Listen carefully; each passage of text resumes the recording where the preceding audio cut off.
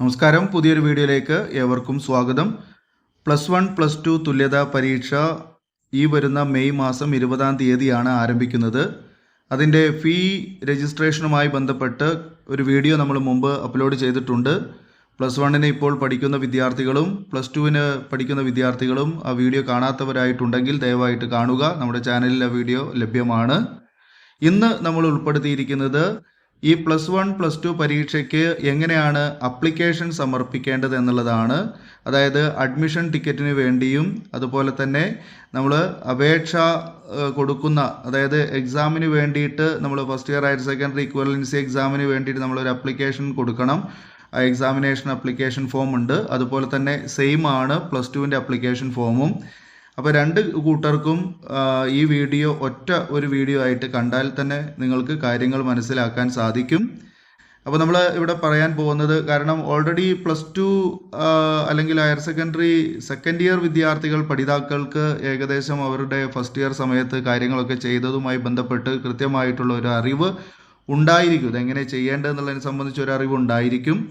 നേരെ മറിച്ച് first year higher secondary equivalency examination എഴുതാൻ പോകുന്ന പഠിതാക്കൾക്ക് ഇതിനെപ്പറ്റി വലിയ ധാരണ ഒന്നും ഉണ്ടാവില്ല. അപ്പോൾ തീർച്ചയായിട്ടും നിങ്ങളിത് കൃത്യമായിട്ട് കണ്ട് മനസ്സിലാക്കാൻ ശ്രമിക്കുക. വീഡിയോ മുഴുവനായിട്ടും കാണുക.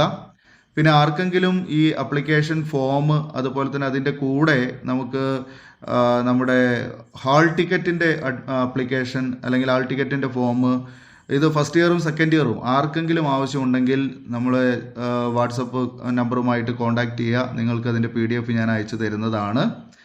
ഓക്കെ, അല്ലെങ്കിൽ നിങ്ങൾക്ക് നിങ്ങളുടെ കോർഡിനേറ്റർ കൈവശം ഉണ്ട്, അവിടെ നിന്ന് കിട്ടും. അല്ലെങ്കിൽ നിങ്ങൾ പരീക്ഷ എഴുതാൻ പോകുന്ന സ്കൂളിൽ നിന്നും കിട്ടുന്നതാണ്. ഓക്കെ, അപ്പോൾ നമ്മൾ നോക്കാം. First year higher secondary equivalency examination May 2024 application ഫോമാണ് നമ്മൾ ഫില്ല് ചെയ്യാൻ പോകുന്നത്. ഇവിടെ നമുക്കറിയാം, ഒന്നാമത്തെ ഒരു ചോദ്യമായിട്ട് സെൻറ്റർ നെയിമാണ് കൊടുത്തിരിക്കുന്നത്. സെൻറ്റർ നെയിം എന്ന് പറഞ്ഞാൽ നമ്മൾ ഏത് സെൻറ്ററിലാണ്, ഏത് സ്കൂളിലാണ് പരീക്ഷ എഴുതുന്നത്, ആ സ്കൂളിൻ്റെ മുഴുവൻ പേരാണ് സെൻറ്റർ നെയിം എന്നുകൊണ്ട് ഉദ്ദേശിക്കുന്നത്. രണ്ടാമത്തെ ഒരു ചോദ്യം വന്നിരുന്നത് സെൻറ്റർ കോഡാണ്. അത് സ്കൂളിൻ്റെ കോഡ് നമ്പറാണ്. ഒരു 4 അക്ക അല്ലെങ്കിൽ 6 അക്ക കോഡ് നമ്പർ ഉണ്ടാവും. 4 6 അതിനിടയ്ക്കുള്ള ഒരു കോഡ് നമ്പർ ഉണ്ടാകും. അത് സ്കൂളിൽ നിന്ന് കിട്ടും, അല്ലെങ്കിൽ സ്കൂളിൻ്റെ പേരിനോട് ചേർന്ന് തന്നെ ആ കോഡ് നമ്പർ കിട്ടുന്നതാണ്. അപ്പോൾ നിങ്ങൾക്കത് അറിയില്ല എന്നുണ്ടെങ്കിൽ നിങ്ങളുടെ കോർഡിനേറ്ററുമായിട്ട് കോൺടാക്ട് ചെയ്താൽ അത് നിങ്ങൾക്ക് എഴുതിയെടുക്കാവുന്നതാണ്. മൂന്നാമത്തെ ചോദ്യം ഗ്രൂപ്പ് ഓഫ് എക്സാമിനേഷൻ ആണ്. ടിക്ക് ഫോർ ദ കറക്റ്റ് എന്നാണ്. ഗ്രൂപ്പ് ഓഫ് എക്സാമിനേഷൻ എന്ന് പറയുന്ന ഓപ്ഷൻ കൊടുത്തിട്ടുണ്ട്. ഹ്യൂമാനിറ്റീസ് ആണോ കൊമേഴ്സ് ആണോ എന്നാണ്. ഹ്യൂമാനിറ്റീസ് ഉള്ളവർ ഹ്യൂമാനിറ്റീസ് എഴുതിയതിൻ്റെ റൈറ്റ് സൈഡിൽ ഒരു കോളം കൊടുത്തിട്ടുണ്ട്, അവിടെ ടിക്ക് മാർക്ക് കൊടുക്കുക. കൊമേഴ്സ് ആണെങ്കിൽ കൊമേഴ്സിൽ ടിക്ക് മാർക്ക് കൊടുക്കുക. നാലാമത്തെ ചോദ്യം ടൈപ്പ് ഓഫ് സ്റ്റഡി ആണ്. ടൈപ്പ് ഓഫ് സ്റ്റഡി അവിടെ ഓൾറെഡി റെഗുലർ എന്ന് കൊടുത്തിട്ടുണ്ട്. ടൈപ്പ് ഓഫ് സ്റ്റഡി റെഗുലർ എന്ന് കൊടുത്തിട്ടുണ്ട്. അത് പ്ലസ് 2കാരാണെങ്കിൽ, പ്ലസ് 2 തോറ്റ് വീണ്ടും എഴുതുന്നവരാണെങ്കിൽ അവർ കമ്പാർട്ട്മെൻ്റൽ എന്ന് എഴുതേണ്ടി വരും. ഇനിയിപ്പോൾ അത് എഴുതിയില്ലെങ്കിലും നിങ്ങൾക്കത് ആപ്ലിക്കേഷൻ സബ്മിറ്റ് ചെയ്യുന്ന സമയത്ത് അതിൻ്റെ തെറ്റുകൾ ചൂണ്ടിക്കാണിക്കപ്പെടും. അപ്പോൾ അത് ക്ലിയർ ചെയ്ത് കൊടുത്താൽ മതി. അഞ്ചാമത്തെ ചോദ്യം ഇക്വലൻസി രജിസ്ട്രേഷൻ നമ്പറാണ്. അപ്പോൾ നമുക്കൊരു കാർഡ് കിട്ടിയിട്ടുണ്ടാവും. ഇക്വലൻസി രജിസ്ട്രേഷൻ ചെയ്ത സമയത്ത് നമുക്കൊരു കാർഡ് അല്ലെങ്കിൽ ഒരു ആപ്ലിക്കേഷൻ ഫോം കിട്ടിയിട്ടുണ്ടാവും. രജിസ്ട്രേഷൻ ഫോം എന്ന് അല്ലെങ്കിൽ രജിസ്ട്രേഷൻ കാർഡ് കിട്ടിയിട്ടുണ്ടാവും. ആ കാർഡിൽ നമ്മുടെ നമ്പർ ഉണ്ടാവും, രജിസ്ട്രേഷൻ നമ്പർ. അതാണ് അവിടെ ഇക്വലൻസി രജിസ്ട്രേഷൻ നമ്പർ എന്ന രീതിയിൽ എഴുതേണ്ടത്. അതുപോലെ ഇയർ ഓഫ് അഡ്മിഷൻ, ഏത് വർഷമാണ് നിങ്ങൾ അഡ്മിഷൻ എടുത്തത് എന്നുള്ളത് കാണിക്കുക. ആറാമത്തെ ചോദ്യത്തിൽ ഇയർ ഓഫ് അഡ്മിഷൻ ആണ്, അതായത് അഡ്മിഷൻ എടുത്ത വർഷമാണ് കാണിക്കേണ്ടത്. ഏഴാമത്തത് register number, month and year of passing, equivalency എന്നാണ്. ഇക്വലൻസി എന്നുകൊണ്ട് ഉദ്ദേശിക്കുന്നത് അവിടെ നിങ്ങൾ ഈ ഒരു പ്ലസ് 1 യോഗ്യതയ്ക്ക് വേണ്ടിയിട്ട്, പ്ലസ് 1 എഴുതാൻ വേണ്ടിയിട്ട് യോഗ്യതപ്പെട്ട എക്സാം ഏതാണോ അതാണ് അവിടെ ഇക്വലൻസി ചോദിച്ചിരിക്കുന്നത്.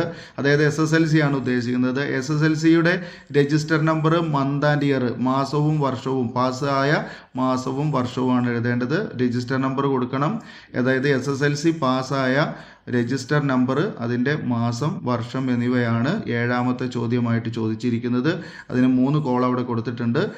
രജിസ്റ്റർ നമ്പർ എഴുതാൻ ആദ്യത്തെ കോളം, രണ്ടാമത്തേത് മാസം എഴുതാനാണ്, മൂന്നാമത്തേത് വർഷം എഴുതാനാണ്. ഓക്കെ, എട്ടാമത്തെ ചോദ്യം name of the candidate block letters as in SSLC or equivalency certificate എന്നാണ്. അതായത് നമ്മുടെ പേര് കൃത്യമായിട്ട് എഴുതാനാണ് പറയുന്നത്. ബ്ലോക്ക് ലെറ്റേഴ്സിൽ തന്നെ എഴുതണം, ക്യാപിറ്റൽ ലെറ്റേഴ്സിൽ, ഇംഗ്ലീഷിൽ ക്യാപിറ്റൽ ലെറ്ററിലും മലയാളത്തിൽ വൃത്തിയിൽ എഴുതാനാണ്. അത് നിങ്ങളുടെ SSLC ബുക്കിൽ എങ്ങനെയാണോ അതുപോലെ തന്നെയാണ് നിങ്ങളുടെ പേര് എഴുതേണ്ടത്. നിങ്ങളായിട്ട് പേര് പുതുതായിട്ട് ഉണ്ടാക്കുകയൊന്നും വേണ്ട. കാരണം നിങ്ങൾക്ക് കിട്ടുന്ന സർട്ടിഫിക്കറ്റിൽ +1 ആയാലും +2 ആയാലും സർട്ടിഫിക്കറ്റിൽ പേര് മാറിയിട്ടുണ്ട് എന്നുണ്ടെങ്കിൽ, അല്ലെങ്കിൽ പേരിൽ എന്തെങ്കിലും ഇനീഷ്യൽ മിസ്റ്റേക്ക് ഒക്കെ വന്നിട്ടുണ്ട് എന്നുണ്ടെങ്കിൽ പിന്നെ നിങ്ങൾ തിരുവനന്തപുരത്തേക്ക് ഈ സംഭവം അയച്ചു കൊടുത്ത് ഫീസൊക്കെ വേറെ കെട്ടി അയച്ചു കൊടുത്ത് ഡ്യൂപ്ലിക്കേറ്റ് സർട്ടിഫിക്കറ്റ് എന്നുള്ള പേരിലാണ് കിട്ടുക. അപ്പോൾ അത്തരം പ്രശ്നങ്ങൾ ഒഴിവാക്കാൻ ഈ ഫോം ഫില്ല് ചെയ്ത് കൊടുക്കുമ്പോൾ തന്നെ കൃത്യമായിട്ട് തെറ്റുകളില്ല എന്ന് വരുത്തിക്കൊണ്ട് വേണം ചെയ്യാൻ.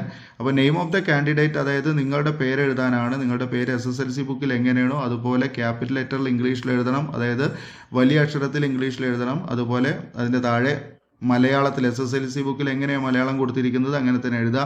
കൂടെ നിങ്ങളുടെ ഇനീഷ്യലോ മറ്റു കാര്യങ്ങളൊക്കെ ഉണ്ടെങ്കിൽ അതുപോലെ എഴുതണം. ഓക്കെ.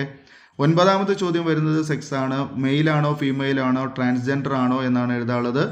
ആണാണെങ്കിൽ മെയിൽ എന്ന് എഴുതാം, സ്ത്രീ ആണെങ്കിൽ ഫീമെയിൽ എന്ന് എഴുതാം, ട്രാൻസ്ജെൻഡർ ആണെങ്കിൽ ട്രാൻസ്ജെൻഡർ അവിടെ ടിക്ക് ചെയ്താൽ മതി. ഓക്കെ. ഇതിൽ ഏതാണ് വരുന്നത് വെച്ചാൽ അതിൽ ടിക്ക് ചെയ്യാണ് വേണ്ടത്. ഓക്കെ. 9ാമത്തത്.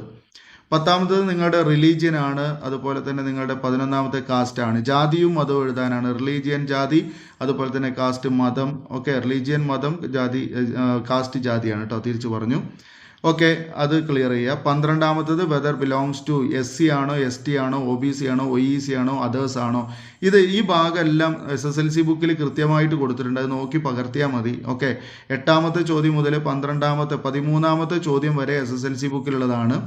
13ാമത്തെ ചോദ്യം ഡേറ്റ് ഓഫ് ബർത്ത് ആണ്. ഇൻ ഫിഗേഴ്സ് കൊടുത്തിട്ടുണ്ട്, ഇൻ വേർഡ്സ് കൊടുത്തിട്ടുണ്ട്. ഫിഗേഴ്സ് എന്ന് പറഞ്ഞാൽ നമ്മൾ അക്കത്തിൽ എഴുതാനാണ്. അക്കത്തിൽ, അതായത് 12/8/1990 അങ്ങനെ എഴുതുകയാണെന്നുണ്ടെങ്കിൽ അത് ഫിഗർ ആണ്. വേർഡ്സ് ആണെങ്കിൽ അത് ഇംഗ്ലീഷിൽ ലെറ്റർ ആയിട്ട് എഴുതേണ്ടതാണ് വേർഡ്സ് എന്ന് പറയുന്നത്. അപ്പോൾ ഡേറ്റ് ഓഫ് ബർത്തും, അതായത് ഞാൻ പറഞ്ഞു 8ാമത്തെ ചോദ്യം, 9ാമത്തെ ചോദ്യം, പിന്നെ 10, 11, 12, 13 ഇത്തരം ചോദ്യങ്ങൾക്കുള്ള ഉത്തരം നിങ്ങളുടെ SSLC ബുക്കിൽ കൃത്യമായിട്ടുണ്ടാകും. അത് നോക്കി തെറ്റാതെ എഴുതുക. 14ാമത്തെ ചോദ്യം ആധാർ കാർഡ് നമ്പർ എഴുതാനാണ്. ആധാർ കാർഡ് നോക്കിയിട്ട് അത് കൃത്യമായിട്ട് തെറ്റാതെ എഴുതുക. ഒരു പാസ്പോർട്ട് സൈസ് ഫോട്ടോ, റീസെൻ്റ് ആയിട്ട് എടുത്ത ഒരു പാസ്പോർട്ട് സൈസ് ഫോട്ടോ വേണം. അത് ഈ ഭാഗത്ത് ഇവിടെ പതിപ്പിക്കണം. Okay. Affix recently taken passport size photo attested by the gazetted officer. Okay. അപ്പോൾ ഇവിടെ ഗസറ്റഡ് ഓഫീസർ സൈൻ ചെയ്യും വേണം എന്ന് പറയുന്നത്. ഫോട്ടോ പതിച്ചതിന് ശേഷമാണ് ഗസറ്റഡ് ഓഫീസർ സൈൻ ചെയ്യേണ്ടത്. അതൊക്കെ നിങ്ങളുടെ കോർഡിനേറ്ററോ അല്ലെങ്കിൽ സ്കൂളിൽ നിന്നോ കൃത്യമായിട്ട് ചെയ്യാൻ പറ്റുന്നതാണ്. ഓക്കെ. 15ാമത്തത് സബ്ജക്റ്റ് അപ്പിയറിംഗ് നൗ എന്ന് പറഞ്ഞിട്ട് ഇപ്പോൾ നമ്മൾ പരീക്ഷ എഴുതാൻ പോകുന്ന സബ്ജക്റ്റുകൾ ഏതൊക്കെയാണെന്നാണ്.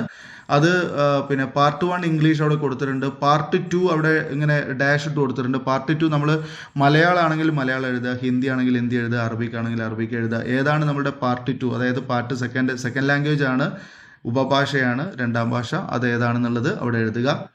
3ാമത്തത് സബ്ജക്ട്സ് ആണ്. സബ്ജക്റ്റ് അവിടെ കൊടുത്തിട്ടുണ്ട്. പൊളിറ്റിക്കൽ സയൻസ് ആണ് 1ാമത് കൊടുത്തിട്ടുള്ളത്. 2ാമത്തത് ഇക്കണോമിക്സ് കൊടുത്തിട്ടുണ്ട്. 3ാമത്തത് നിങ്ങൾ പിന്നെ കൊമേഴ്സുകാരാണെങ്കിൽ അവിടെ അക്കൗണ്ടൻസി എഴുതണം. 4ാമത്തത് ബിസിനസ് സ്റ്റഡീസ് എഴുതണം. ഓക്കെ. Accountancy, business studies. ഇനി ഹ്യൂമാനിറ്റീസ് ആണെങ്കിൽ അവിടെ ഹിസ്റ്ററി, അതുപോലെ തന്നെ സോഷ്യോളജി, അതാണ് ഫില്ല് ചെയ്യേണ്ടത്. ചില സ്ഥലങ്ങളിൽ ഹിസ്റ്ററിയും സോഷ്യോളജിക്ക് പകരം ഗാന്ധിയൻ സ്റ്റഡീസ്, അതുപോലെ തന്നെ പിന്നെ ഗാന്ധിയൻ സ്റ്റഡീസ് വരാറുണ്ട്, അതുപോലെ ജിയോഗ്രഫി വരാറുണ്ട്. അത് ഏതാണ് നിങ്ങളുടെ കോമ്പിനേഷൻ ഏതാണെന്ന് വെച്ചാൽ അത് അവിടെ ഫില്ല് ചെയ്യാണ് വേണ്ടത്. ഓക്കെ. പിന്നെ അവിടെ പ്രത്യേകം പറയുന്നുണ്ട് attach copy of equivalency registration ID proof. നമ്മുടെ രജിസ്ട്രേഷൻ കാർഡ് ഉണ്ടല്ലോ, ഇക്വലൻസിയിൽ രജിസ്റ്റർ ചെയ്തതിൻ്റെ കാർഡിൻ്റെ ഒരു കോപ്പി എടുത്ത് വെക്കണം.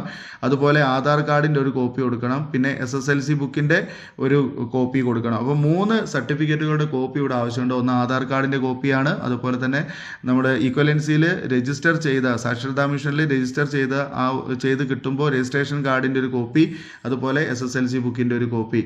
16ാമത്തെ ചോദ്യം വരുന്നത് details of examination fee remitted ആണ്. നമ്മൾ എത്ര ഫീ ആണ് എക്സാമിനേഷന് വേണ്ടി അടച്ചതെന്നുള്ളതാണ്.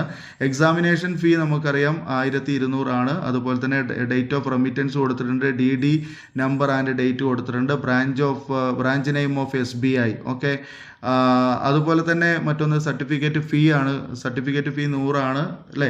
അത് +2കാർക്ക് 150 വരുന്നുണ്ട്. അതുപോലെ ഫൈൻ ഉണ്ടെങ്കിൽ ഫൈൻ എത്രയെന്ന് രേഖപ്പെടുത്തണം. ഫൈൻ ഇല്ലാതെ മാക്സിമം ഫീ അടയ്ക്കാൻ നോക്കുക. 5ാം തീയതിയാണ് ഫീ അടയ്ക്കാനുള്ള ലാസ്റ്റ് ഡേറ്റ് എന്നുള്ളത് ഓർമ്മയിൽ വെക്കുക. ഓക്കെ. ഇതിനോടൊപ്പം തന്നെയാണ്, ആ ഫീയോടൊപ്പം തന്നെയാണ് ഇതും ഫില്ല് ചെയ്ത് കൊടുക്കേണ്ടത് കേട്ടോ. ഓക്കെ. അപ്പോൾ ഇത്രയും കാര്യങ്ങൾ അത് നോക്കുക. ഇത് ഇനിയിപ്പോൾ നിങ്ങൾക്ക് ഈ ഫീ ഡീറ്റെയിൽസ് ഒക്കെ സ്കൂളിൽ നിന്ന് തന്നെ കൃത്യമായിട്ട് രേഖപ്പെടുത്തി ചെയ്യാവുന്നതാണ്. അല്ലെങ്കിൽ ഇതൊക്കെ നിങ്ങളുടെ കോർഡിനേറ്റർ ഹെൽപ്പ് ചെയ്യാൻ സാധ്യതയുണ്ട്. അത് നോക്കിയാൽ അവരോട് സംസാരിക്കുക. ഓക്കെ. പിന്നെ അതിൻ്റെ താഴെ ഒരു ഡിക്ലറേഷൻ എന്ന് പറഞ്ഞൊരു കോളം കാണാം. Certificate that details furnished are correct എന്ന് പറഞ്ഞിട്ട് താഴെ name and signature of the candidate, നിങ്ങളുടെ പേര്, നിങ്ങളുടെ ഒപ്പിടാനുള്ള സ്ഥലമുണ്ട്. അതിന് താഴെ certificate office of Kerala state literacy authority, അത് ഓഫീസ് ഉപയോഗത്തിനുള്ളതാണ്, നമ്മുടെ ആവശ്യം അവിടെ ഇല്ല. താഴേക്കുള്ളത് നമ്മൾ നോക്കേണ്ട ആവശ്യമില്ല. ഓക്കെ, അപ്പോൾ ഇത്രയും കാര്യങ്ങളാണ് നമ്മുടെ ഫോമുമായി ബന്ധപ്പെട്ട് പറയാനുള്ളത്. ഇനി അഡ്മിഷൻ ടിക്കറ്റിൻ്റെ ഒരു അപ്ലിക്കേഷൻ ഫോം ഉണ്ട്, അതും കൂടെ നമുക്ക് നോക്കാം. അഡ്മിഷൻ ടിക്കറ്റിൽ നമ്മൾ കൊടുത്തിരിക്കുന്നത് നമുക്ക് ഫില്ല് ചെയ്യാനുള്ളത് തന്നെയാണ്. എക്സാമിനേഷൻ സെൻറ്റർ, അതായത് നമ്മൾ പരീക്ഷ എഴുതാൻ പോകുന്ന എക്സാമിനേഷൻ സെൻറ്റർ ആണ്. പിന്നെ അവിടെ രജിസ്റ്റർ നമ്പർ ഉണ്ട്. നെയിം ഓഫ് കാൻഡിഡേറ്റ് നമ്മൾ എഴുതുക. രജിസ്റ്റർ നമ്പർ നമ്മൾ എഴുതേണ്ടി വരില്ല. പിന്നെ ഡേറ്റ് ഓഫ് ബർത്ത് നമ്മൾ എഴുതുക. സ്റ്റഡി ടൈപ്പ് റെഗുലർ എന്ന് എഴുതുക. ഓക്കെ, അതുപോലെ നമ്മൾ നേരത്തെ എഴുതിയ പോലെ നമ്മുടെ ഏതിനൊക്കെയാണ് പരീക്ഷ എഴുതാൻ പോകുന്നത് എന്ന് കാണിക്കുക. പാർട്ട് 1 ഇംഗ്ലീഷ് കൊടുത്തിട്ടുണ്ട്. പാർട്ട് 2 നമ്മൾ സെലക്ട് ചെയ്യണം. മലയാളമാണോ ഹിന്ദിയാണോ അറബിക്കാണോ എന്നുള്ളത് സെലക്ട് ചെയ്യുക. പിന്നെ നമ്മുടെ സബ്ജക്റ്റ് ഹ്യൂമാനിറ്റീസ് ആണെങ്കിൽ അവിടെ പൊളിറ്റിക്കൽ സയൻസ്, എക്കണോമിക്സ്, ഹിസ്റ്ററി, സോഷ്യോളജിക്ക് പകരം ചില സ്ഥലങ്ങളിൽ ഗാന്ധിയൻ സ്റ്റഡീസ് അല്ലെങ്കിൽ ജോഗ്രഫി വരുന്നുണ്ട്. അത് ഏതാണെന്ന് വെച്ചാൽ അത് എഴുതുക. ഇനി കൊമേഴ്സുകാരാണെന്നുണ്ടെങ്കിൽ അവിടെ മൂന്നാമത്തേതിൽ അക്കൗണ്ടൻസി എന്ന് എഴുതണം, നാലാമത്തേതിൽ ബിസിനസ് സ്റ്റഡീസ് എന്ന് എഴുതണം. പിന്നെ താഴെ സിഗ്നേച്ചർ ഓഫ് ദ കാൻഡിഡേറ്റ് ഉണ്ട്. നമ്മുടെ പേരും നമ്മുടെ സിഗ്നേച്ചറാണ്, പേരില്ല, ഒപ്പ് മാത്രം ഇട്ടാൽ മതി. പേര് അതിൻ്റെ താഴെയാണ്, അതായത് അത് നമ്മൾ എഴുതേണ്ടതില്ല. ഇതൊക്കെ സ്കൂൾ പ്രിൻസിപ്പളാണ് ചെയ്യേണ്ടത്. ഈ ഒരു സൈനൊക്കെ താഴെ ചെയ്യേണ്ടത്. പിന്നെ ഇവിടെ നമ്മളൊരു പാസ്പോർട്ട് സൈസ് ഫോട്ടോ പതിച്ചു കൊടുക്കണം, അതിനുള്ളൊരു സ്പേസ് അവിടെ കാണാം. പിന്നെ നമ്മുടെ പരീക്ഷയുടെ ടൈം ടേബിൾ അവിടെ കൊടുത്തിട്ടുണ്ട്. 20-ാം തീയതി 20/5/2024 ആരംഭിക്കുന്നു. അങ്ങനെ 25/5/2024 അവസാനിക്കുന്നു. തുടർച്ചയായുള്ള ദിവസങ്ങളിലാണ് പരീക്ഷ വരുന്നത്. ഓക്കെ, അപ്പോൾ അത് കൃത്യമായിട്ട് മനസ്സിലാക്കുക. പിന്നെ ആർക്കെങ്കിലും നേരത്തെ പറഞ്ഞ പോലെ തന്നെ ഈ അപ്ലിക്കേഷൻ ഫോം ആർക്കെങ്കിലും കിട്ടാത്തവരുണ്ടെങ്കിൽ തീർച്ചയായിട്ടും നമ്മൾ PDF അയച്ചു തരുന്നതാണ്. താല്പര്യമുള്ളവർ അറിയിച്ചാൽ മതി. വാട്സപ്പിൽ ഈ വീഡിയോയുടെ ഡിസ്ക്രിപ്ഷൻ ബോക്സിൽ വാട്സപ്പ് നമ്പർ ഉണ്ട്, അതിൽ നിങ്ങൾ കോൺടാക്റ്റ് ചെയ്താൽ മതി. പിന്നെ ഈ പറഞ്ഞ കാര്യങ്ങൾ തന്നെയാണ് +2കാർക്കും, അതായത് സപ്ലിമെൻ്ററി എക്സാം എഴുതുന്നവർക്കും അതുപോലെ തന്നെ സെക്കൻഡ് ഇയർ പരീക്ഷ എഴുതാൻ പോകുന്നവർക്കും അവരുടെ അപ്ലിക്കേഷൻ ഫോമൊക്കെ ഫില്ല് ചെയ്യേണ്ടതും ഇതുപോലെ തന്നെയാണ്, മാറ്റമൊന്നുമില്ല. ഓക്കെ, അപ്പോൾ അതിൻ്റെ ഫോമും മറ്റ് ഡീറ്റെയിൽസൊക്കെ നമ്മൾ ഇതിനോടൊപ്പം തന്നെ അറ്റാച്ച് ചെയ്യുന്നുണ്ട്. ആവശ്യമുള്ളവർ നമ്മളോട് ചോദിച്ചാൽ തരുന്നതാണ്. അപ്പോൾ ഇത്രയും കാര്യങ്ങൾ നിങ്ങൾക്ക് മനസ്സിലായി എന്ന് കരുതുന്നു. തീർച്ചയായിട്ടും ഈ വീഡിയോ നിങ്ങൾക്ക് ഉപകാരപ്പെടുന്നതാണ്, നിങ്ങളുടെ സുഹൃത്തുക്കൾക്ക് ഉപകാരപ്പെടും. മാക്സിമം എല്ലാവരിലേക്കും ഒന്ന് ഷെയർ ചെയ്യുക. വീഡിയോ ഇഷ്ടപ്പെടുകയാണെങ്കിൽ തീർച്ചയായും ലൈക്ക് ചെയ്യാൻ മറക്കരുത്. ആദ്യമായി കാണുന്നവർ നമ്മുടെ ചാനൽ ഒന്ന് സബ്സ്ക്രൈബ് ചെയ്ത് ബെല്ലൈക്കൺ ഓൾ എന്ന് എനേബിൾ ചെയ്ത് വയ്ക്കുക. പുതിയ വീഡിയോസ് നിങ്ങൾക്ക് നോട്ടിഫിക്കേഷനായി കിട്ടും. അതുപോലെ തന്നെ അടുത്തൊരു വീഡിയോയ്ക്ക് വേണ്ടി എല്ലാവരും കാത്തിരിക്കുക. ഇനി നമുക്ക് വീണ്ടും പുതിയൊരു വീഡിയോയിൽ പുതിയ ടോപ്പിക്കുമായി കാണാം. വീഡിയോ കണ്ടിരുന്ന എല്ലാവർക്കും നന്ദി. Thanks for watching.